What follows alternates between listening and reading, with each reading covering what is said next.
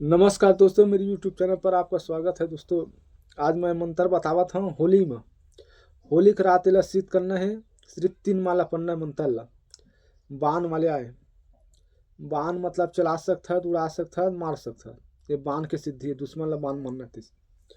तो ओकर पहली तो लगी 11 ठा नींबू, 11 ठा मंगला पान, 11 ठा हल्दी, 11 ठा सुपारी, 11 ठा लौंग इलायची, बंधन चूड़ी पास 16 श्रृंगार, 1 ठा दारू। अपना सामान लगी और तुला आसन बिठाल लगी। सादा के कपड़ा, लाल के कपड़ा, काला कपड़ा, 3 ठा झंडा, सादा लाल काला। ये झंडा ले सामने में गड़िया दे और कपड़ा रख के कपड़ा ऊपर सब ले मार रखना है। रखे के बाद मैं जिन बाण वाले मंत्र बता हूँ ओला पढ़ना है। तुला 3 माला, 3 माला पढ़े और उतना लंबा लंबा सुई रखना है 3 ठा। वही सुई मतलब सूजी में आके शक्ति भराही जो बाण बोला था वो। अब ओकर मंत्र बतात हूँ।